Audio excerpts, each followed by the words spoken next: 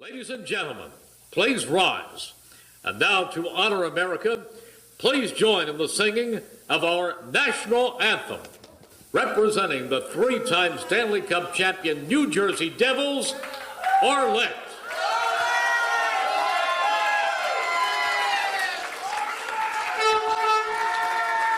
I feel like I'm at a game. Oh my gosh.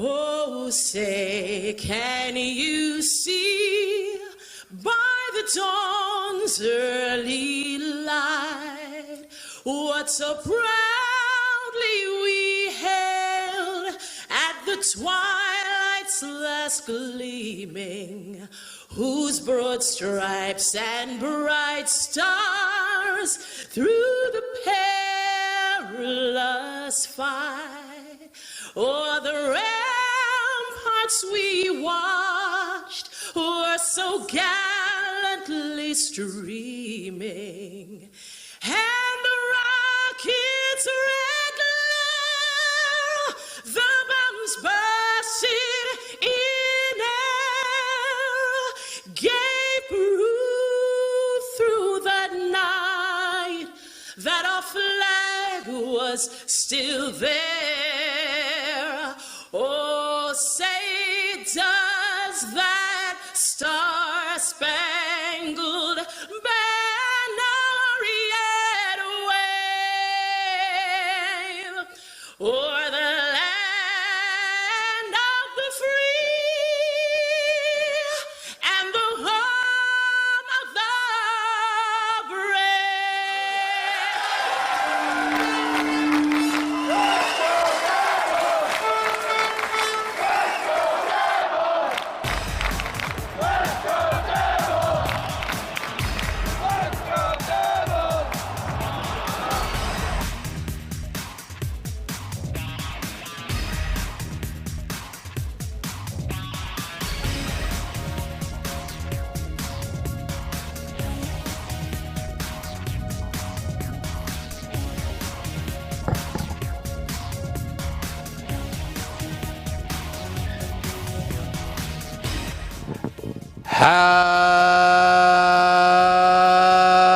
Happy Devil Sunday!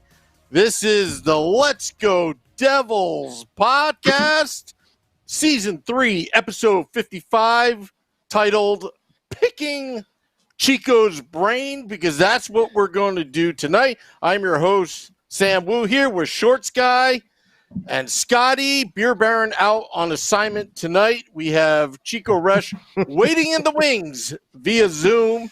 And right now we are just live on Facebook Live, Twitter, Periscope, YouTube Live, and Twitch. All powered by Nova Product Design on the Primetime Radio Network. Gentlemen, I'm going to set up Chico right now. He has logged in through Zoom in the Primetime Radio virtual studio. So why don't you guys take it away, and I'll work out the technical details behind the scenes. All right. And that's why we pay Sam the big bucks to do the behind the scenes stuff for us. That's right. That's right. Can't believe Sam Wu made it to work today. You know, like he told us, he's a hockey podcast producer. He doesn't miss a shift. He doesn't miss a shift, Sam Wu. No, and we're lucky about that. We're lucky about that because that's why we get to have our great podcast along with our sister podcast, The State of the Fan Address and Hockey on Tap. So, Scotty, how you doing? Good, man. How you doing? Doing good. Just dealing with the same thing you are. Dealing with some heat. It's summertime. It is. It's been very hot in the old LA here. I'll tell you that. And it's really weird to be having this type of heat wave going on, knowing that we're going to have the resumption of hockey hopefully in the next 2 weeks. Just about that. You know, here we are. Was it the 19th? And we got 19th, hockey resuming. Yeah, we got hockey resuming on August 1 in the middle of a heat wave. Woo. So it's going to be interesting. Yeah, I mean, you know, I wish the Devils were playing. I wish our little tournament idea was going on. You know, that'd be a lot cooler than, say, that lame lottery that happened. But, you know, hey, whatever. We're moving on. But actually, that's a good thing. we can ask Chico in a little bit, how he feels about everything that went down there as well. This, by the way, hi Joe, hi Cheryl, hi Matt, Jalen, Eric. I see a bunch of people on the Facebook page. If you guys got any questions for Chico when he pops on, make sure to hit us up there. Please, we'll get guys, submit him some questions. Yeah, submit your questions, and we'll ask as many of them as we can to Chico. So, yeah, I got a bunch here already. I got a bunch all written down on my pad already, and taking my notes, and we got a lot of stuff to talk to him about. I'm pretty excited to hear his reaction, with all the news that came out last week, obviously around our team. Yeah, we have some decisions made, and I know I feel like every week that we've spoken about it, we've gotten to Lindy Ruff and his hiring, and then we kind of touch on Fitzgerald. We never really go any deeper than that because we tend to go off on a tangent. So maybe we can actually get some some good thought and some good discussions on Fitzgerald being our GM, our permanent GM. And where we're looking to go from here. So we got plenty to talk to Chico about, even though we haven't seen any Devils hockey in a while. We still have plenty to talk about, and they've given us some news finally. I wish they were playing too. Especially with everything starting up again. I know you're a big soccer fan. Seeing the MLS come back there. I used to live in Australia for a little bit, so every now and then, and since I'm out here on the West Coast, I catch some of the AFL, Australian Football League, the Aussie Rules football, on late at night on FS1. Yeah, it's pretty wild. If you understand what's going on, it's a pretty fun game. But seeing that, seeing baseball start to come back, man, let's see some hockey games. Wish the Devils. I know, I know, and that's really, it's. We have such a short end of the stick there, and I know not everyone was going to make the playoffs, and I know that there were going to be some teams. It's just, we're going to have 9 months almost with and that's if everything goes well. We'll be lucky to see things by the end of December, early January. And that's a long layoff. That's probably a longer layoff than a lot of these players have had since they were mites, I would have to think. Since they first started playing as little kids, for real. It's when you're getting into the higher levels of hockey at 13, 14 years old, sometimes younger, you wind up playing all year round, whether you're playing a full season from September to March, and then you're going to a camp, and then you're going to tryouts and select tournaments and this and that, and this is going to be a long layoff. And my hope is that the Devils strengths and conditioning coaches will be giving them as best of a program as they can do. But the next thing is going to be figuring out rink time. Not every rink is opened up yet. I know Canada is ahead of us. I don't know what European rinks are looking like. This is kind of random, but I know I saw one rink on one of my goalie groups in Great Britain that was closing down because of the pandemic and the lack of people going there. So, are these going to... I thought Toronto was... that was the Blue Jays, right? They said the Blue Jays couldn't play up there. Yeah, the Blue Jays are not going to be allowed to go and play in Toronto. They're going to have to look for an alternate location, whether it be, I think, to Florida right now is where they're playing. And then they're going to be playing, potentially be playing in Buffalo. So Buffalo sounds like a better idea than Florida. Yeah, it sounds a little closer. And yeah, it's definitely a better idea. But it's such a weird world we're in right now. It's odd. I know. Hey, guys. What's up, Sam Wu? Hey, Sam. The hardest working man in hockey podcasting right there, Sam Wu. He comes to work injured, sick, tired, doesn't matter. To the audience that don't know, I fell through a deck. Oh, yeah, we should probably 8 days ago. We should probably tell them about the inside joke there. Yeah. I fell through a deck about 8 days ago, and I thought to myself, you know what? I'm a hockey producer. I'm a Devils fan. I'm gonna produce the next podcast.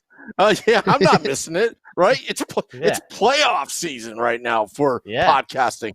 But anyway, I'm feeling better right now. Went to the hospital yesterday and got checked out. Luckily, there's no fracture, but there was a little minor issue that we're taking care of. But it's okay because you know who's going to make me feel better? He's zooming in. He's zooming in right now from his the confines of his own home. Chico Resch of the Devils Hockey Network. Chico, welcome to the Let's Go Devils podcast. Again, you're a great friend of the podcast. How are you tonight? Good. Just sitting on my front porch with the lake in the background, and it's a gorgeous night. But Sammy, you fell off a deck. Was it like a little thin deck? How do you fall off the deck?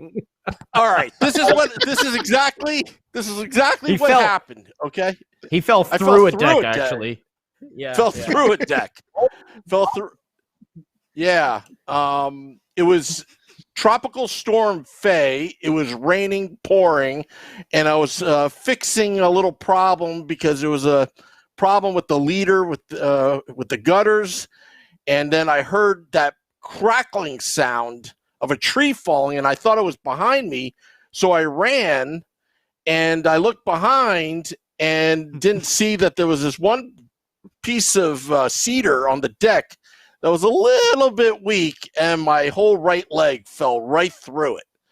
And I was just, it took me about 5 minutes to get out of that mess. And then I was like, oh, it's just a bruise. And I missed the nails, splinters, and all that kind of stuff. And I said, well, we got a podcast in 2 days. I better shape up this lower body injury, and I'll put myself to day-to-day probable, and I will produce the podcast. I'm on a streak. I'm on an Iron Man streak right now, Chico. And so that happened how long ago? 8 days ago. No, 9 days ago. Oh, I see. And this is the one you weren't going to miss. Mm-hmm. Yeah. So, I had to get myself checked out, make sure, there's no life-threatening, issues or whatever. But enough about me, Chico, because there's a lot going on with the New Jersey Devils. Right now, we've got an interim tag off of Tom Fitzgerald.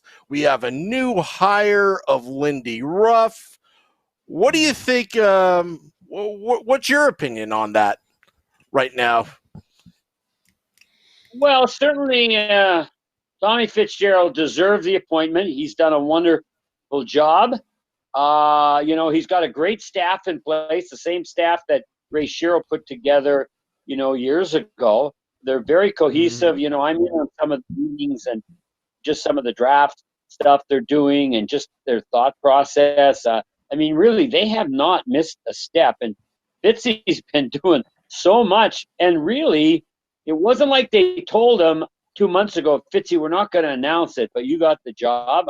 He had to continue to push on and do what he's done in a terrific way on not knowing exactly what was going to happen. So, first of all, we're in good shape there. I'm very excited about Fitzy being the GM, and then all the scouts and like Dan McKinnon and Paul Castron and just everybody else. I shouldn't name anyone because I'll forget, but you know what I mean? Like, same page. I think, they haven't missed a step in their drafts. Trades did very well in trades when you think about it. So that's taken care of. And then honestly, when I first heard it was going to be Lindy Ruff, I thought, okay, let me think. Well, guys, I think the most respected coach in hockey right now might be the guy across the river from the Rangers and the Devils. That's Barry Trotz. Older guy, young Islander team, settled them down, very calm and, lots of experience, obviously. And, there was a trend. You have to get a young guy. You have to get somebody in their 30s or 40s. But Fitzy told me that he played with, for Lindy, as you know, down in Florida when they had that Cinderella year. And Lindy's seen it all. He's done it all. Unfortunately, he hasn't won the cup. But came within a game of that. I think our young guys have been beaten up a little bit, little shaken up. No one's going to mention it. I mean, it's tough, losing, not making the playoffs. Veterans have come and gone. The MVP left. And I just think Lindy's got a real calming influence, and he played in the NHL. I was surprised, but then I got to think of it. He is a terrific fit for where the Devils are in time and place right now with their young group. So it's exciting. We're, like you guys were saying, it's hard to believe we have to wait till December or whenever to get at it, but I think it's going to be worth the wait. Yeah, and first of all, Chico, welcome back. And you said Lindy Ruff was going to be a calming in. Say again? Is the sound okay? Can you hear me? Yeah, we got you. Mm-hmm. Okay, we got you good. All right. Okay. So you said Lindy Ruff was a going to be a calming influence, but one of the things we were talking about the other day is he also looks like he's got a real fiery streak to him, which I think there were at times it felt like behind the bench the Devils were really missing that guy to just kind of light that fire on under the players to get them moving. And we were kind of looking forward to that aspect about Lindy Ruff too. Like he's a guy that, you would, will get aggravated and angry and kind of motivate the guys too. Well, guys, that's changed a little bit. Think of Barry Trotz, doesn't lose it. Most coaches don't lose it now, but you don't know what they're saying, like quietly, on the bench. I thought Alain Nazardine was terrific. I don't know if you read Kyle Palmieri's synopsis of him before they named Lindy, but he just raved about Nazardine. So no, I don't think with Jack Hughes, you can't light a fire. With Nico Hischier, he doesn't need a fire. Don't get me wrong. I'm just saying what they need is really strong direction, and Lindy will do that. They need accountability, not just from the coaches, but with each other. I would think they're getting a little tired of losing, and last year was a great finish for as long as it lasted. But I think you build the fires, guys, in the locker room by telling them that there's some achievable goals here as a group. That if you guys will really focus and listen to us and talk to each other, and you know what I mean? The fire starts in the room, and then, you got to take it on the ice. And Lindy has lost it every once in a while, like everyone, but he's pretty unflappable. And again, just talking to guys, they need calm direction. Whereas we had a Zoom with the 2003 team, and all the guys were talking about how Pat Burns would just be saying things off the wall and really kind of playing games a little bit, to try to motivate them and stuff. And that was a different time, and coaches did that then. But now, guys, these guys just don't want like gimmick coaches. I'm just saying they don't, and they don't want. If Lindy genuinely gets upset, that'll work, but he's got to really be careful to pick his spots, and and he'll have a good staff. I was surprised like you guys, and then the more I chewed on it and thought about it, I thought Barry Trotz. I'll bet you that's why Fitzy's thinking too. There's some similarities here, and Trotz is probably recognized as the best coach in the league right now. So, like I say, I think it's a good fit. Hey, Chico, it's Scotty, and welcome back to the podcast again. We're always glad to have you on here, and we'll say a collective happy belated birthday to you, which I know was about about 2 weeks ago? 2 weeks ago, we had a little birthday action.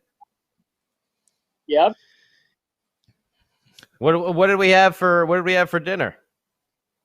What was Chico eating? We had filet mignon, and then we had Italian salads I can't even pronounce. But the big thing was she makes a 2-day sort of a chocolate tart. It takes 2 days to make it, and she nailed it. She only makes it like twice a year. So that was special. I did share it. It was hard. I did let some of the other guests have a piece, but I can break one little piece. Not that it's that big a deal, but I did talk to the Devils last week, and I was uncertain of my future too. But they said, in spite of me having an off year, no, they didn't. But they're going to have me come back. Thank you, guys. But just watch this thing unfold, right? Like, the pain has been given. The pain has been received. Now some of the healing and joys, I think, are going to start to surface in the next couple of years. I mean, we got quality players. Some of them, still have to step up. I mean, Jack Hughes. Jack's still a bit of an unknown in the NHL. I mean, I like his potential, but you guys know potential. He's going to be good, but is he going to be a game changer? Is he going to be like, when he's playing his best, is he better than their best player on the other team? That sort of thing. And it's going to be fun to watch that unfold. Well, Chico, actually, what I did want to ask you is, something kind of what you brought up there in the long-term, plan. We're talking about Lindy Ruff, being in here. Shorts Guy and I were talking last week. Every stop that Lindy has been at has been a long-term. I think his shortest stint was like 4 years or something in Dallas. He was in Buffalo for a very long time.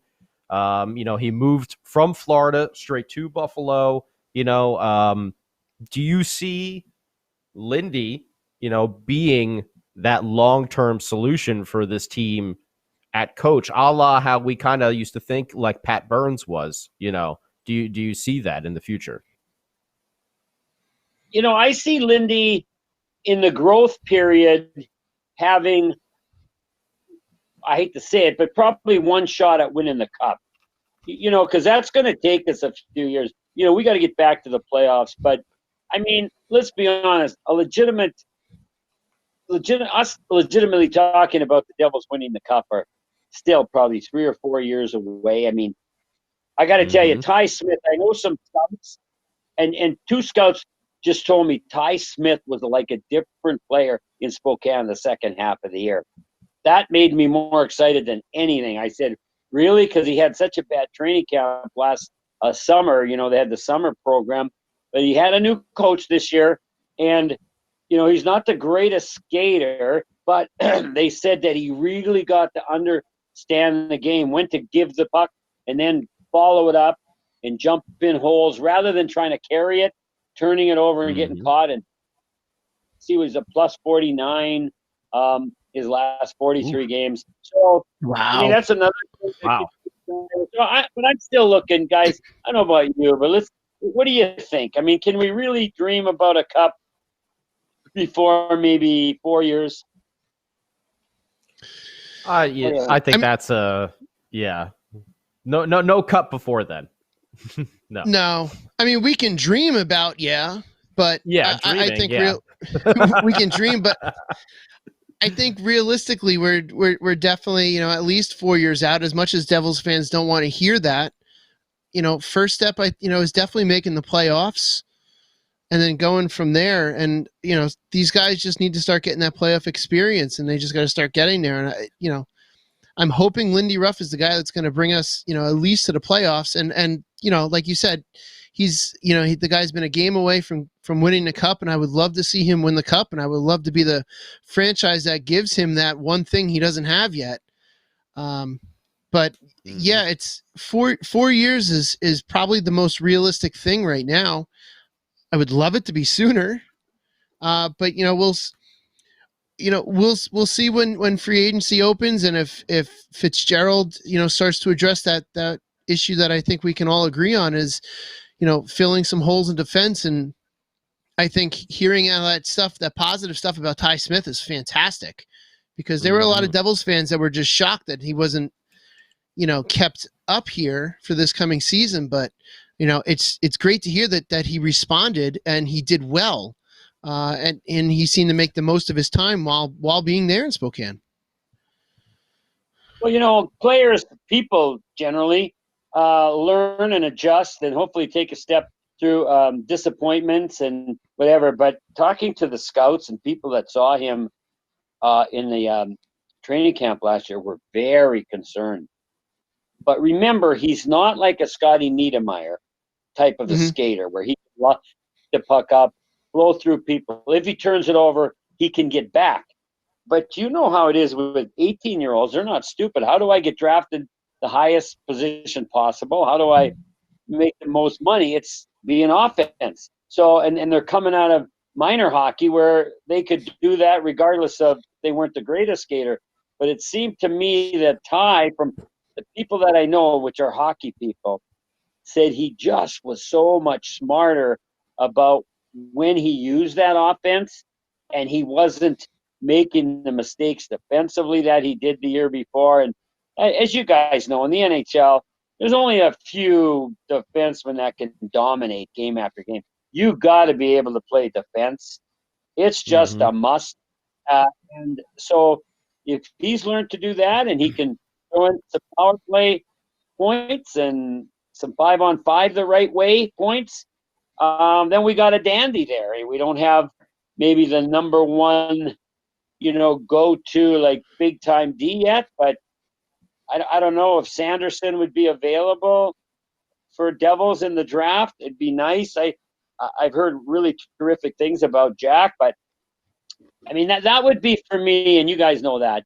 If we could plug in a young, like I don't want Pietrangelo. I mean, he's a great player, but he's not a good fit for us now, at this stage. I mean, what it would cost and stuff. So I just hope we can find that young defenseman that can be our key guy when we finally get to those Stanley Cup finals. And where do you think Kevin Ball may possibly fit into this? Because, along with Ty, Riley Walsh, Kevin Ball seems to be our other, big defensive prospect, along with PK and Damon Severson. After that, our defensive pairings get, a little thin there. Will Butcher still coming along, still developing as well. But I think you're right. We need that other big piece, that big stay-at-home defenseman. Do you think we might have something like that in the Kevin Ball, or do you think it's something that maybe Fitzgerald might go out and look, into free agency for that? No, I mean, again, we've got to look at it. I know it'd be exciting. You get Pietrangelo. We would be better. Maybe we'd even make the playoffs. But, when you think of what it would cost, all the intangibles that would go with it, a Ball would be, I like him. Again, I know people in Ottawa. He's been just, improving. So, we've got some good number twos and number threes. I don't know where PK will be, down the road when his contract is up. I don't see him as being a long-term fit, which is fine. So there'll be a spot there. I just hope this year or next that we could, and I don't know. I mean, I was just reading and been asking some people about Sanderson, and he's got the big upside. He could be there. He's an elite skater, big mobile defenseman. He, had a great second half, which is always good, right? Improve the second half of the year. Could he be there?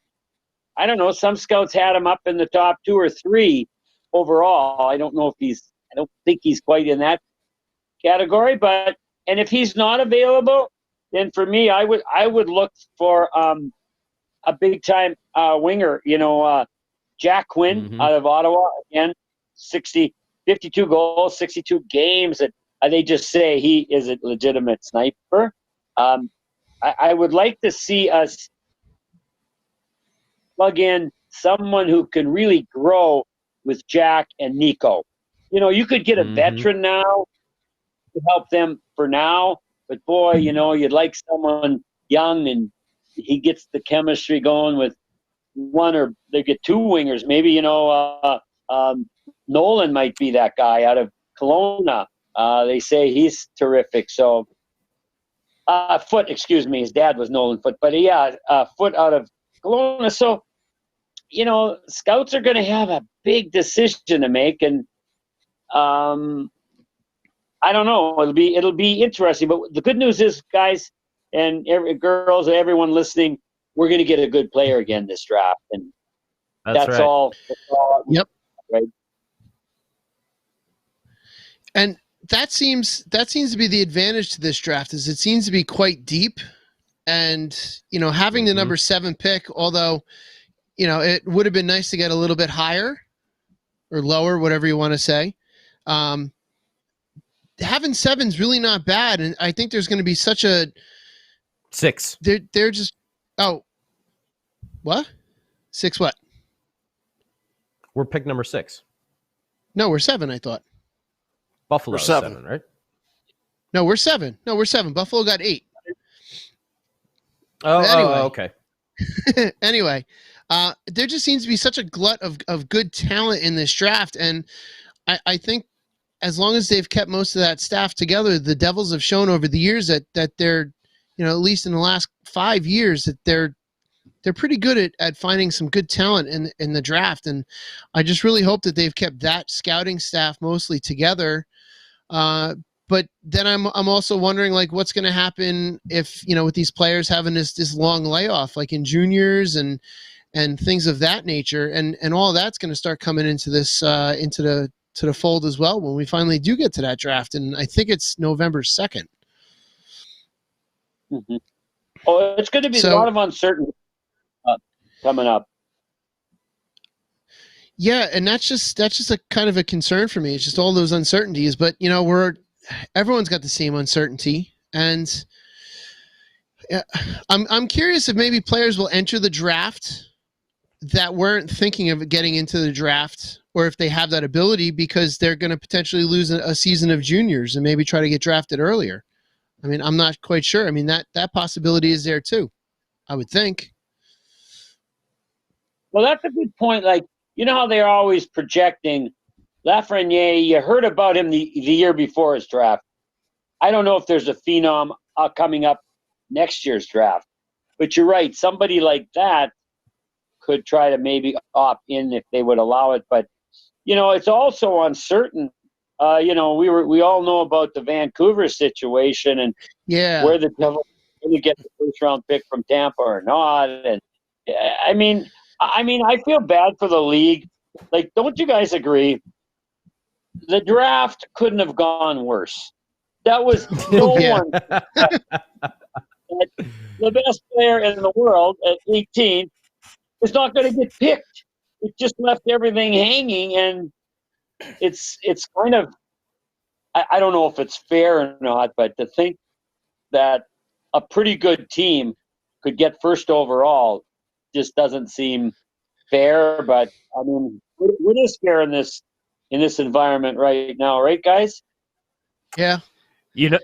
Chico, we had a great idea, and it was Shorts guy. I'm going to tell you right now, he had a great idea for these bottom teams that were in the lottery. Instead of having a lottery, have a tournament to see whoever wins, gets the top pick. Have a tournament for it. I thought that was the most ingenious thing because it gives these bottom teams something to actually play for. Well, you're right. I mean, I see that, but when I think of Detroit, like, Detroit was not good last year. They should have had the biggest chance they did to get it. I'm trying to think who else. Maybe they were the only team. Who else? Anybody else really terrible? Ottawa. Or was it just Ottawa was pretty bad. Ottawa. Yeah. Another one. I mean, I know why they don't give you just like order of picks on how you finish the standings, because that can be manipulated. But I mean, it just seems like all I think is one of the 7 of the bottom 7 had to have won first overall. You got to give one of the bottom 7, right? You've got to, and I'm sure the NHL never saw this coming, and they got caught in it, and it just, and you know what? They didn't get the publicity out of it they were hoping for, right? There was, it's just been a tough go for the Devils. I will say this, though, another little scoop here, and you guys know this, but they are already asking the teams for next year for dates, and they are pinning them down. They need dates. Like, you can't say, well, I'll let you know in a couple of months. My point is, it looks like, late December, sometime in December, January 1st at the latest, they are going to start the season, which I thought was encouraging that they are getting it together. But, boy, I'm sitting here and it's 80 degrees. I heard New Jersey's sweltering. But, December, way off. But, hey, this podcast, right? That's the next best thing to watching the Devils. So you guys got to bring your best stuff. That's what we're doing. To. Yeah, that's why we have you on here. Yeah, no, you got to do better. And Chico, Scotty and I were talking before you came on how it feels so odd right now, and it's a heat wave here in Jersey, and we're gearing up, and we're 2 weeks away from playoff hockey. And usually, playoff hockey starts in April, and it's starting to turn into spring. But here we are in the middle of summer, and we're going to finally have hockey coming back, and it's playoff hockey, no less. It just seems like such an odd situation right now where the world just seems like it's turned on side its head because of the way our hockey schedule is. But it's going to be great to have it back. And what are your thoughts on the way that the league has the upcoming play-in rounds and things of that nature? Well, the teams have been pretty good, pretty generous, and still paying people in the office and players. But this is a big business. You guys know that teams overall, like worth $1 billion. These playoffs mean a lot of revenue, but it's also that it means continuity for the advertisers. It means, people won't forget about the game. They won't forget about, some of the aspects that make it a great game. So I think they really needed to do something. And, the next year, the season probably won't end till the end of June. So we will have another summer of playoff hockey next year. And then hopefully, they can keep winding it back so it's back. But, I don't know about you guys. I mean, the NHL doesn't want to do it this way. But, well, of course, even football. But they don't want to compete with football in the fall and baseball in the playoffs. So now they'll be starting, and it'll be kind of their time. But I just think when you think of the financial end of all this, wow, I mean, it's a big nut for the owners and players and, for all of us. But so it doesn't surprise me. I mean, I don't know about the fans. I mean, are you going to let any fans in? I've heard different rumors about letting in some fans, but not a full house. Have you guys heard anything? Just cardboard cutouts, right? Cardboard cutouts and some piped-in fan noise. Do you like the piped-in fan noise, Chico? Got it. Yeah, I got to have that. No, you got to have that. And I think you hang the cutout cardboards from the ceiling on a string so they move like there's smoke. I don't know, the wind of the players might get the cardboard moving. I'm just saying, it sounds stupid, but it's no more stupid than nothing as a background. That just isn't sports. That isn't fun to watch. I think for the guys, I don't know. It's a tough deal. And I get it all, but up in Canada, I'm sure the Blue Jays aren't playing in Toronto because they don't want them crossing back and forth over the border. Because I still can't go up home to Canada. But I mean, the Canadian cities have been very minimal. Edmonton, the whole state, province of Alberta, have not had many cases. I'm not saying you sell it out, but you can't let in like 5,000, 6,000 and spread them out. And, you know, it's not like we're holding it in, you know, down in Miami where the stuff is exploding, or Texas. But anyway, that's just you and I talking. But it's, I don't know. I hope I'm wrong, but I think it's going to be tough to keep the energy up, both playing the game and watching it. Chico, I'm actually working on a Martin Brodeur goalie mask that's going to have air filters on the side, so and a kind of like an iTech shield in front. So I'll be fully protected as a season ticket holder if I'm allowed into that building. Yeah. I mean, let's talk about that. Would there have to be a cure or a vaccine for you guys to feel comfortable to come back into the arena? That's a tough one. I know me personally, just having to go, you know, as a teacher and having to go back around, you know, lots of people, you know, my first thought is, am I going to be able to see my parents on a regular basis, you know, let alone if I'm going to a game? I mean, that one's tough. I would play it. I would potentially play it as safe as I could, you know, if I were to go. Man, I mean, I definitely wouldn't be without a mask. That's for sure. You know, well, Chico, I don't know how to answer. I don't know how to answer that.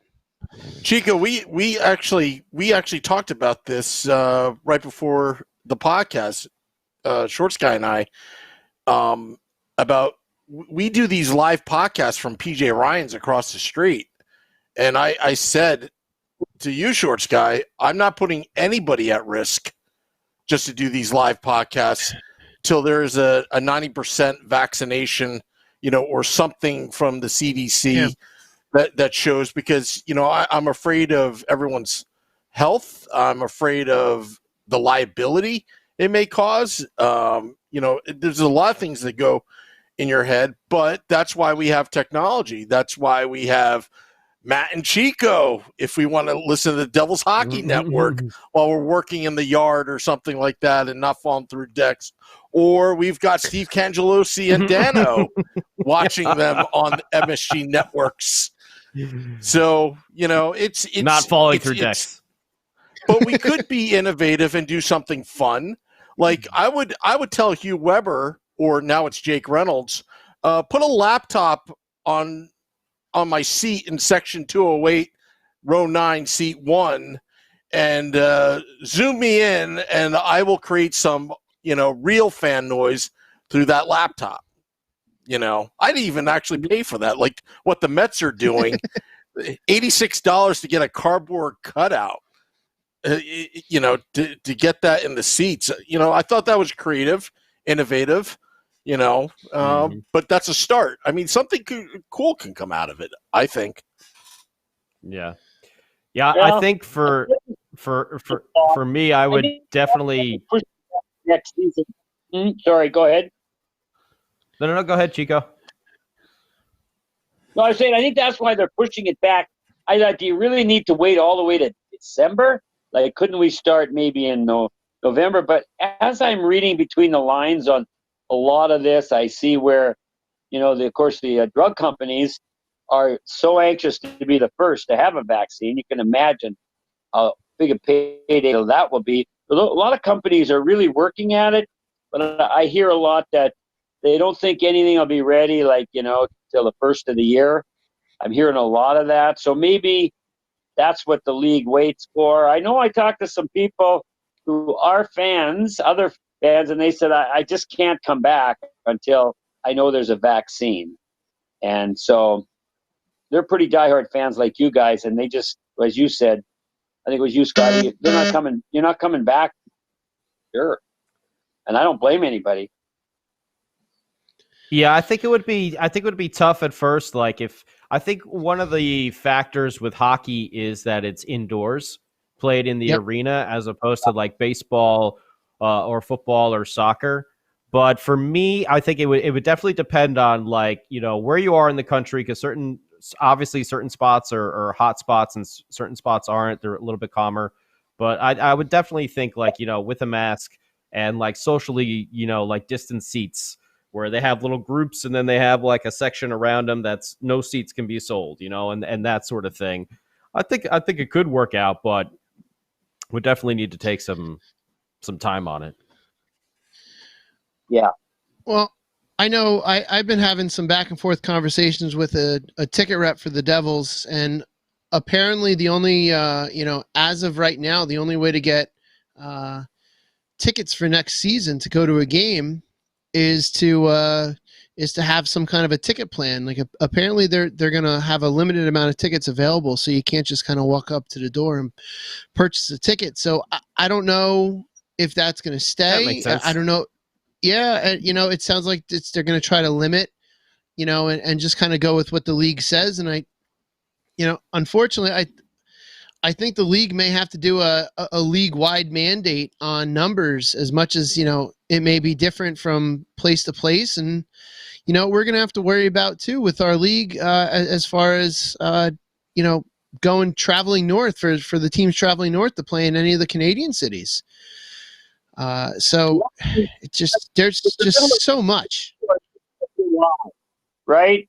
A lot of things have got to be happening under the radar that we don't see in terms of, they're in stage 3 now, and they found out some things that you can't just open it up and trust that people do the right thing. But I would think, let's see, August, September, October, November, 5-6 months with people pushing to get some sort of vaccine. And you guys have probably read too, where there are some things that potentially could work. So I know that's why they're insisting on teams getting their buildings cleared, because how could you, as a season ticket holder, you could, but if you don't know the dates, what the season's going to look like, it may be hard to buy season tickets if you don't really know the schedule. So I think everybody's laying low now, waiting, hoping that this thing is just going to one day get over with a vaccine. And that's kind of what I'm hoping for, because otherwise it just seems to linger and go on, and nobody has answers. But, Chico, I can get excited about the Devils already. I just wish the draft had taken place, but that's okay. Chico, I have a question. You may not know. Devils Hockey Network, are you guys going, you talk about, safety. Are you guys going to be broadcasting live remotely off of a monitor, you and Matt? Are there any talks about that? If you're able to December, answer. It's really hard to pinpoint. You know what I mean? I just have a feeling, guys, that this thing is going to sort of figured itself out one way or the other. Either it's going to become overwhelming and they're going to really have to shut down again, or they're going to have made strides. And I think behind the scenes, a lot more is going on than they are saying, because, you don't want to give people high hopes. But I think the drug companies, I can't imagine how much money is being spent to be the first to come up with a vaccine and so forth. But, one of you guys sent something that I thought was interesting with our group, our ownership group, interested in the Mets. And then SNY was also mentioned. That's another factor going on that we wouldn't know, but that's a big deal that's going on behind the scenes here. When you think about it, it's pretty major. And I know MSG. I know the contract with MSG that the Devils have is a big number, and it is coming up. It's going to expire soon. So somebody, I don't know which one of you sent me that, but I was thinking, oh, there could be something there. So, So it's been, I think it's been a long Devils fan dream there, with the networks. But we'll see how it all touches out there. Chico, I have a quick question for you, though, because you touched on it about you wish the draft had taken place. And I know we've had a lot of these questions on our Facebook page. So I wanted to get your take on this. Let's just say, hypothetical, throwing out the hypothetical here. Everything falls into place. Vancouver gets into the playoffs. We get their first round pick. Arizona loses, and they lose the second lottery, and we get their first round pick. And let's just say, hypothetical, we have 3 first round picks in this very deep draft. A lot of people are on the Facebook page saying that we should, if this happens, we should package some of these picks and make a trade for a big time score. Whomever that is. I've seen a lot of things out there. I'm in the side that we should keep these picks if we do get them and draft here with this deep draft that says, that's supposed to be one of the deepest ones since, what was that? When was that with Parisi and, 04, 05? 03 or whatever it was. We went over, 2003. Yeah, we went over it a couple weeks ago with all those guys in there. But yeah, I'm in the camp of let's keep the picks. But I see a lot of people on our Facebook page that say, package them up, keep 1, trade 2, try to get something. If hypothetical, the Devils have 3 first round picks, what's your take on that? What would you do? I think I would side a little bit with you. I mean, last year, Panarin, okay, that guy is just a goal scorer. He's not going to have ups and downs. That guy just – okay, is there a guy available like that? I mean, you would have to tell me who. Because with this deep draft, imagine – the Devils have a need at wing. They have a need at defense. So then you could fill 2 holes there. There's some goal-scoring wingers. I just don't know. Do you guys have any names that you think would be worthy of 2 first? Like, this guy's got to be a goal scorer that will score every year like a Panarin. And I don't know, is there who would that be? You need a younger guy. I mean, not 20, but you need somebody 25, 26 who would be young enough to grow with this team and at least be a veteran, an older veteran when they do challenge for the cup. You got to get them long term because, for me, guys, as much as we all do want to win right now and entertain us, I just want to see the pieces to the puzzle for a Stanley Cup winner fall into place. Then you can go out and cherry pick some free agents. But when you're cherry picking free agents up front, I mean, if the guy had been on a team that he thought had a shot at the cup and he's going to the Devils, I mean, he'll say like PK said, or everybody will say, "Oh no, I'm coming there." And I've been on that side. No, that's not what you really feel. You're disappointed because you thought you had it with that team, and the Devils are rebuilding. So it's got to be. Now, if someone said a 1 first round pick for a real character guy that could score, that could bring some stability and leadership, but let's go over it. You got Kyle Palmieri, who is a veteran, and he kind of fits that role. Who else do we have on the wing that we could say is a veteran that can be a stabilizing force? I guess I could look for a guy like that.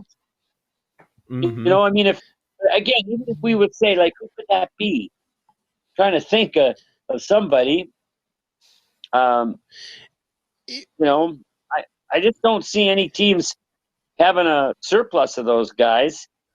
And usually their numbers might be okay, but there's usually some personality glitches that is causing them to want to get rid of the guy. I mean, you know what I mean? Yeah. I love Taylor Hall what he did and so forth, but Taylor Hall is still a bit of a risk for me. Because don't you think his plays fluctuated? Yes. I tries hard.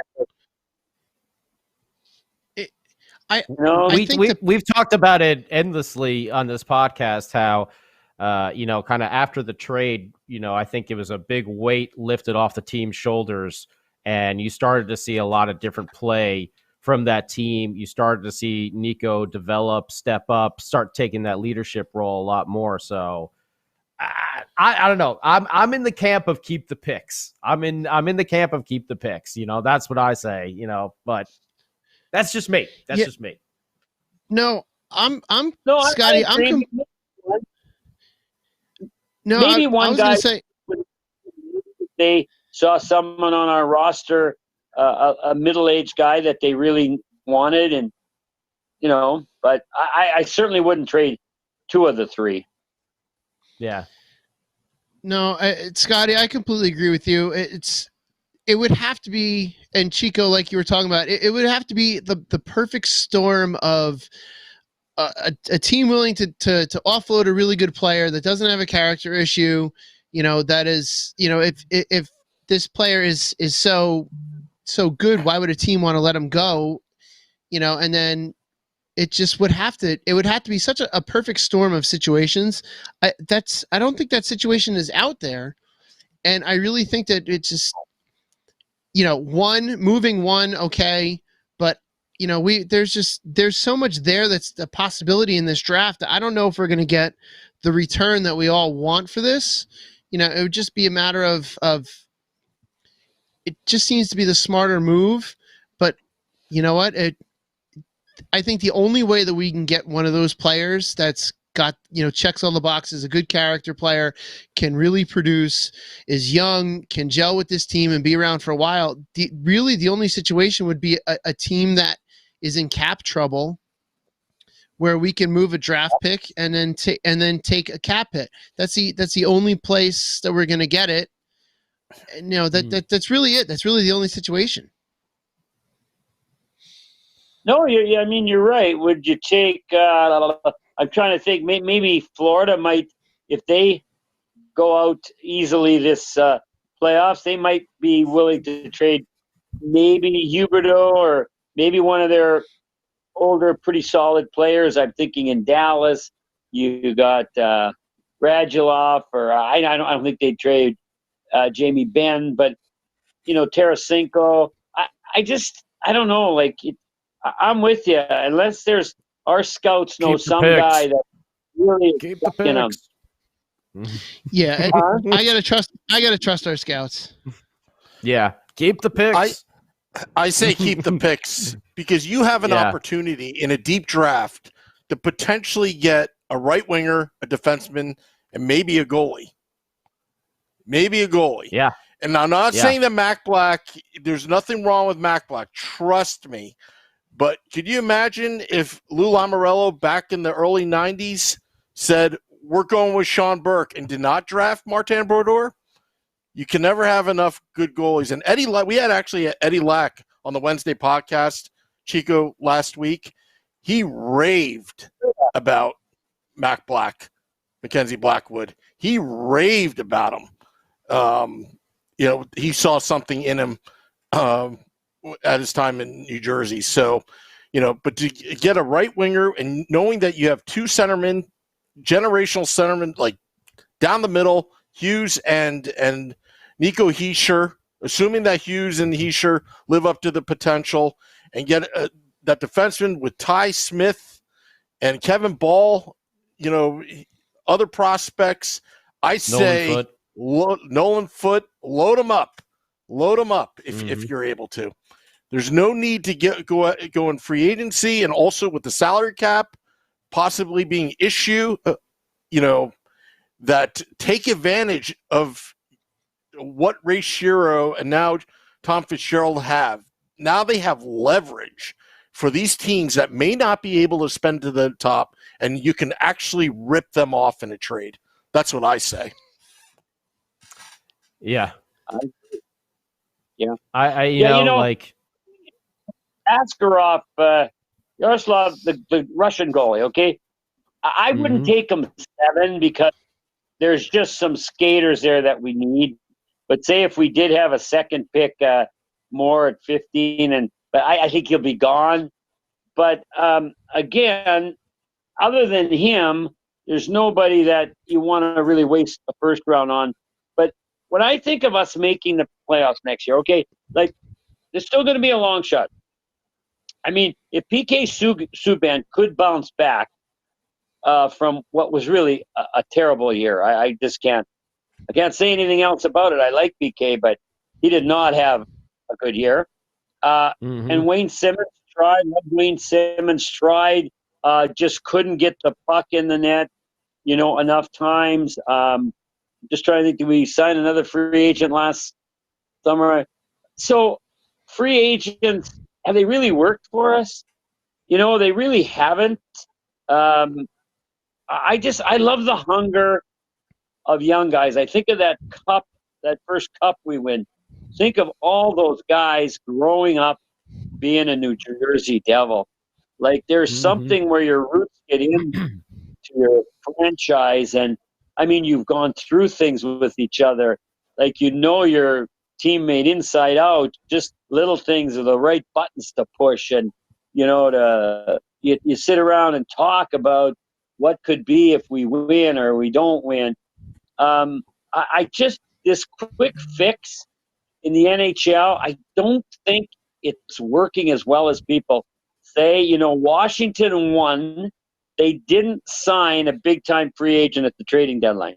St. Louis wins. They don't go out and do a blockbuster deal at the trading deadline. And I think it's more than coincidence. I think the players bond, say it's us against everybody else. And I don't want to get in the mindset, you guys, that there's something out there that we can go and pluck from another franchise or nobody else knows anything about, get him, really cheap, and we steal him and he turns out to be like, the savior that turns of, you know what I mean? I don't see those patterns happen. So I'm more like, let's get good picks unless, there's somebody out there that, like I wouldn't be Jack Eichel, but when Jack Eichel says he wants to be traded, if there's other players out there that are unhappy, to pursue those players perhaps, but there's not many of them. And that's again, that's where we go, kind of back to where we were talking about before. It's got to be that perfect storm, and it's, you really can get, like Sam said, load them up. And you're right, that first group to win like grew up together, and that's really what you want. It's I don't know, keep all the picks, get the best players that you can get, and build from there, because we've got a young core already. We have to keep building that young core. And Fitzgerald, one of the advantages that we have of Fitzgerald is not only is he now the full-time GM, he spent some time on the bench, so he knows what's going on the bench and in the locker room, and he's got I got to imagine from that time on the bench, he's got to have a much better feel of what the dynamics of the players are, on the ice and off the ice in the room. So if there's going to be someone that really kind of knows what needs to be addressed and where a player will fit, because it would be great to go get, so many different players, big names, but if they don't fit, they're not really worth our time having them here. And I think Fitzgerald is right now in a good spot to know what's needed. That's a great point. Great point. Last year everybody says we won the summer league, like our PR and the people we signed and all the hype. I'm not knocking that. I mean, you make decisions, they work, they don't. But did it translate into anywhere close to the kind of season? No. I think the other thing is Fitzy's got fire. He was a captain in a lot of teams. Like Fitzy has tremendous drive, and he knows the intangibles. Like, I like him because he wasn't like a superstar centerman. He was second and third line, but dependable. Those guys that we think of, if we go back to 95 and 2000, 2003, kind of some of those unsung hero guys that just, I think of Jeff Friesen, for example. I'm just saying that because we talked about three, Claude Lemieux. I mean, those guys were handpicked at the right time. It's like if you pick fruit too early, you're going to miss what it would have been in the fall. You can't pick it too early, and that's kind of what I'm thinking with our free agency. Now, I think we all agree if there was one but I mean, everybody's looking for these guys. If there was one solid stay-at-home, and I don't want to say, but the year we won the Cup, I mean, Ben Lovejoy was just a stay-at-home. He plugged some holes. Don't get me wrong. I mean, you know Ben. I love the guy, but somebody that was just a bit of a stabilizing influence back there. That's what I'm thinking. PK, you are not going to be a dynamic offensive player. Let's get that straight. But now, as your career goes over 30, down the other side, could you be that stabilizing, all-out, keep the puck out of the net, stabilizing force back there? He's got a great first pass. He's got some assets. But as we all know, guys, we're talking now and we're projecting and hoping. I mean, even Nico and Jack, I'll say honestly, they got to take another jump, both of them, next year. There's got to be another step in their development. And I know they're hungry. They're great kids. They will try. But if you're going to get to that ultimate destination we're all looking for, all those young players that have that potential have got to take the step. And I know somebody was saying with Jack, and let me throw it out to you guys. Jack not playing till December. Well, we know that we wish he was, and he probably wishes. But could there be any silver lining in the fact that Jack just trains from now till next December, say? Could there be anything positive about that? I think he needed a break. Before his rookie season, he had a rigorous schedule, and he had barely any time to prepare. I hope when he comes back in December or January, he wasn't doing, the freshman 15 that he put a lot of, he puts a lot of muscle, and but that's what I think. Sorry, Scotty. No, I was just going to say, I think the best asset for him is time, because we all saw it. And, Chico, you kind of touched on it earlier that the Devils did get beat up a little bit, when they were out there on the ice. And Jack is a smaller guy, but he's still growing. He's going to get bigger. He's a young kid. So that time away, when he comes back, he's just going to be that much bigger and that much stronger. As long as he has been training, like we were saying, which we know he has been. I think it's actually going to be a good thing for him. Looking at what we were talking about before with Ty Smith, might have we could always look in hindsight, might have been a good idea for Jack Hughes to stay down that first year. We know he never was going to, but in hindsight, could have helped his development. We don't know. It may have. Obviously, we're hoping that it helps Ty. So we'll have to see. I think it's going to do him a good thing, though, just to be away, and he'll be bigger, be a bigger boy when he comes back. I like that. Yep, I agree. My only concern is are these guys going to be able to find ice to skate on? I know the closest rink here in North Jersey, as soon as this whole shutdown went into effect, they shut it down, they melted the ice, and they have not yet opened up. So I think they can do a lot of training. I hope that they're able to find ice to skate on.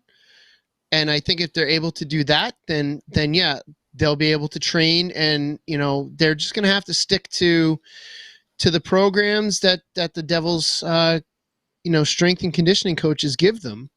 I just hope they can find ice. That's my only, kind of play devil's advocate. I hope that they're able to find ice to skate on, because you can only do so much off the ice.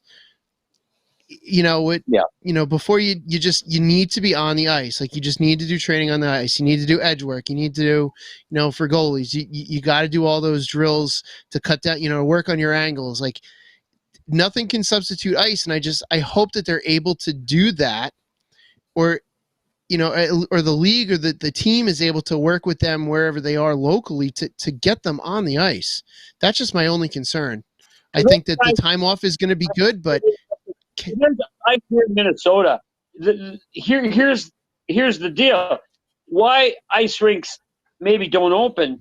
It's not because they can't, but it's restrictive and they can't make money. It's expensive to turn the ice on. Mm-hmm. But a lot of these players have the same agent, and they will go. Like last year, I did a hockey school up in Halifax, and Nico was there, Taylor Hall was there, Sydney. They'd all come. So I'm saying, if I own an ice arena, and these pros will pay, like, make it worth my while to turn the ammonia on to freeze the ice, they will find ice. It's because here in Minnesota, I've already done one hockey school, and all the rinks are up. But if they don't have enough people or enough cash, but the players themselves, you got 10 NHLers together, and they all chipped in 40, 50,000. I mean, just say 10,000 a month, to say to the owner, hey, you keep it open, mm-hmm. and he set it all up for them. They'll find ice, but it's a good point, because skill work will be good. I think the training staff, like somebody like in the Devils, the video guys are already pulling clips, already have of Jack, and said, Jack, last year maybe you did too much of this, or this didn't really work for you. Here we see this worked better. I mean, every team has, a stable of analytics people that are breaking down everybody's game. And then the other thing is, guys, these guys all have personal trainers, both on and off the ice. I mean, mm-hmm. You don't realize, kind of like tennis, there's an entourage of people that help these guys in the summer with real nutrition and all of that. So, but I think for Jack, guys, I think he didn't, need to take a deep breath. I think you're right. He was totally overwhelmed and burnt out. And as we know ourselves, just jumping from, 18 to 19, the muscles start to, get a little thicker, and, you just start to feel naturally stronger. And, and yeah, for me, when I watched Jack last year, I don't think there was a game that Jack dominated. There wasn't a whole game from start to finish. He had good stretches. But you know me, I'm going to be honest. And I'm saying, well, that can't be who Jack Hughes is. And it's not. But I can't wait for the day when you see Connor McDavid or Austin Matthews or even Tarasenko or, those skill guys that just this one game, it's like, I'm taking over here, boys. And I'm controlling this thing. And Jack was he was overwhelmed. That is not a criticism. But I can't wait for the day when we're talking after a game and we're saying, wow, Hughes dominated that from the drop of the puck to the final horn. And that's not an easy step to make. He might not do that for a couple more years, but it's sure going to be exciting watching that develop. Absolutely. We're all excited for that. As Devils fans, not only with Jack Hughes, but Nico Hischier as well. And then, hopefully Ty Smith and Kevin Ball and Nolan Foote and a whole bunch more. That's what we're all excited about. But Chico, real quick, because, we had been mentioning it. What's that? One more question. Who's going to be the captain next year? Who would you pick to be the captain next year? Woo! I mean... For me personally, I think now that he has signed his long-term deal and, He's training with the military and everything like that. I mean, I'm gonna put my money down on Nico. You know, that's who I'm gonna put my bets on. I think Kyle Palmieri is a great selection as well. You know, I think either or would be fantastic. But like we talked about after that Taylor Hall trade, you know, you see Nico really starting to show that leadership on the ice. You know, playing hard, going to the puck, getting in front of the net, taking those hits, you know, leading by example. You know, and not that Kyle doesn't do that. He does that as well, you know, and I think he's great. But just for me, I would lean a little younger and go Nico. I think Nico as well. What do you think, Chico? Doesn't he kind of has a little resemblance of Jonathan Taves, a centerman down the middle. When the team needs a goal to down 4-0, here Nico scores 2 quick ones. You know, he seems like he has a mean streak, and I remember on the MSG network against Detroit, he said some words on the ice, but at that point, I felt he was a leader and he was a Jersey's guy. He was that guy, kind of like Scott Stevens saying, "You're next." Nico said, I don't know, a couple bad words. I told it like, no, Scott. There was only one Scotty Stevens. That look, your next. I didn't see that before, and I haven't seen it since. But that was great. But I agree that I think Nico has enough fire, and he's a very bright kid. That I think you're right. I got one other question, but somebody hasn't answered yet on who they pick. Any difference on the captain? No, Chico. I agree with everyone else. I think Nico's the guy. He's got his long-term deal. He's going to be here for a while. I love the fact that he didn't hide behind his celebrity status and did his service to Switzerland. I think that shows a lot of character right there. And I think that's the type of character we need to lead this team into the future. Yeah, no, I agree. And, you know, one of you guys mentioned Taves. My screen's so small I can't hardly see who's talking. But remember, and this is what I'm saying, centermen, they need somebody riding shotgun. They need a winger. Remember, it was Taves and Kane. They didn't always play together. But early on, you know, they did it as a team. It wasn't Jonathan Taves and then, you know, everybody else is riding, you know, a mile back. And I think it's the same thing with Nico. It can't be Nico. I just hope they can get somebody.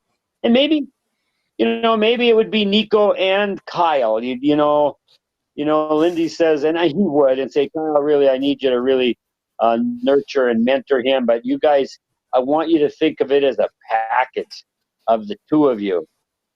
And, you know, something like that, because that's another big part of us making the playoffs next year. We're going to have to be really tough mentally. You know, like I said, we've been kind of beaten up by no fault of the players, but, you know, and then, of course, you know, McKenzie won a lot of games last year. You know, we're going into the playoffs here, guys, and I'm looking at who do you like, who don't you like, and, you know, everybody's healthy, everybody's hungry. But let's be honest, it always comes down to goaltending at a critical time in a game. And let me do this. I'm interviewing you guys, but I'm curious. Playoff, give me, and so, Sammy, you write it down. Let's pick who we think is going to win the cup at the end of August or whenever it is. Oh, man. Ooh. Okay. Wow. All right. Man. This year, this Stanley Cup in particular, amongst all other ones, I think is going to be one of the hardest to predict, because as good as teams look on paper, I think that the 3 or 4 month, you know, whatever it is by the time we get there, layoff is just it's going to turn into just a wide open. It's going to be so wide open. I need to think. Does anyone else have a thought? Sammy, Scotty, do you guys have a thought? I mean, you could just go with the favorites and see, Boston's usually built for some sort of deep run there, St. Louis as well, Washington, Pittsburgh, Pittsburgh, I think they might get by. I think they'll get by Montreal and get in. If Pittsburgh gets in, that's not a team, if they get hot, that you want to play. Carolina as well. I don't know. I look more towards the East than I do West, but I mean, Edmonton, you don't know if they could get on a run. I'll go. You know what? I'll go with Boston. I'll probably stick with Boston just because I think they'll be able to grind it out. Chico, I got a question for you. Do you think being in a hub city has an advantage for the teams that are in the playoffs? Well, they could. I mean, Edmonton's not deep enough. I like Edmonton, but they're not deep enough to go, and win the cup.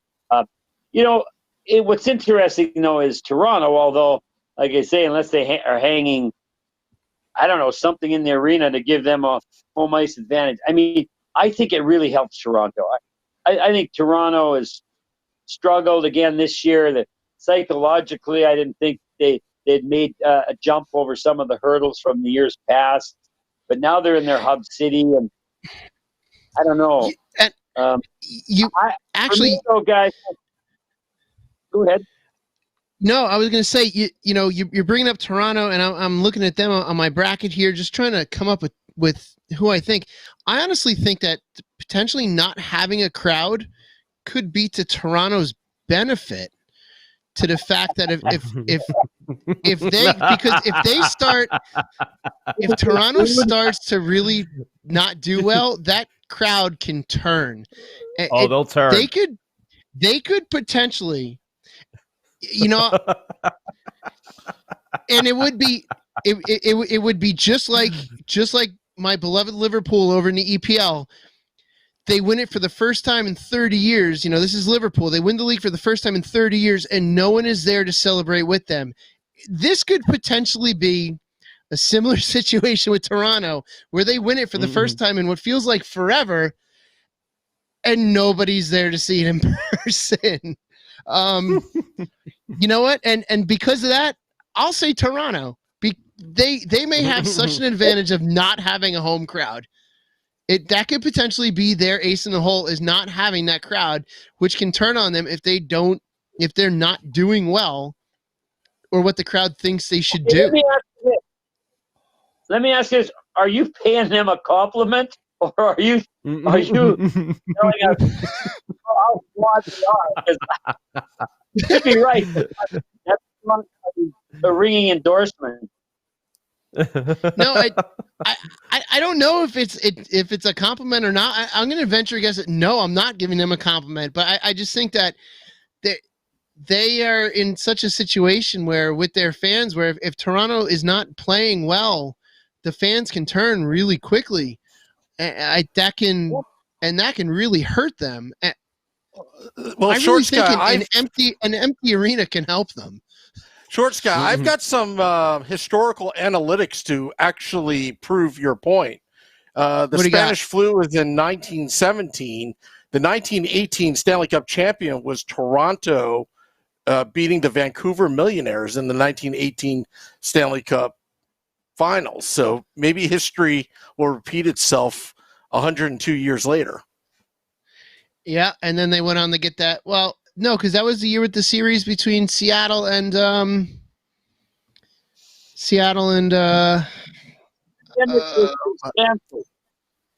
yeah, no, that one was canceled. It was. We're gonna have to look at those. Look at these stats here. Yeah, in Game 5. That was 1917. All right. Let me.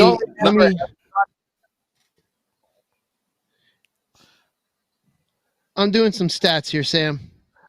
Well, I'll tell you my pick. I think it's going to be the Vancouver Canucks winning the Stanley Cup. That's me. Rock Ness Monster is going to tear it up. I just have a feeling. I saw some of their videos of their practice. Another thing, like Vasilevsky, they think very well could win the Vezina again. I mean, Tampa Bay has some deep top-end players. Not one of you guys have mentioned them. I want to pick them. I like them, whatever. Because if they don't win this year, my goodness, there is some deep-rooted flaw that will cause people to lose jobs that are rated. None of you guys seem to like Tampa Bay, huh? After I was last thinking year, about no. it. Yeah, but yeah, it's because they have that sort of reputation. Yeah, they. You know, but again, it's everything's starting from ground zero right now. They always go into the playoffs as the top team, you know, going really, really well. It's there's so many X factors. This tournament is going to be, you know, it could potentially have someone that none of us are even thinking about, like, I don't know, the Wild could potentially win, because this tournament to me feels so wide open. And it just it's one of those things. We have so many X factors, and to me it's going to make it for so much exciting hockey to watch, especially in, you know, day one when it's the first game, you know, the first day back, and there's games on from I don't even know what the schedule is, but it's just going to be packed with games, which is always the what I love about the first round of the NHL playoffs every year is there's so much hockey on every single day, and that's what August 1st is going to be. Well, you guys I are hear great the music. Huh? I hear our music in the background here, Chico. I think we're gonna be wrapping on up here. What about 1917? No, it was. I got it. So it was the Toronto. Sam was right. 1918, the Toronto Arenas won. 1919 was Montreal and Seattle. That was the one that was canceled in Game 5 when they still had ties in the playoff rounds. It was 2-2-1. So the Toronto Arenas won in 1918. Seattle Vancouver Metropolitans Millionaires won in 1917. Yes, yep. Which craziness. I blame Seattle. Who knows? Good show. We're ending with analytics from 1918. I like it. Fine with me. Come on, you guys. I'm picking Tampa Bay. Who picked Boston? I picked Boston. Scotty did. Scotty picked Boston. I picked Boston. Who you picking? I picked Toronto. I'm going with Toronto. He's picking Toronto. Vancouver, baby. Vancouver. They want to avenge 1918. 1918 all over again. They're going to get him. Or 1918. Or 1918. 1918 is going to be Toronto over Vancouver. Wouldn't that be something? All right, boys. All right. Thanks, Chico. Thank you, Chico. Thank you, Chico. I'd like to thank everybody tuning in to the Let's Go Devils podcast. We'll be on back Wednesday this week. Till next time, let's go Devils.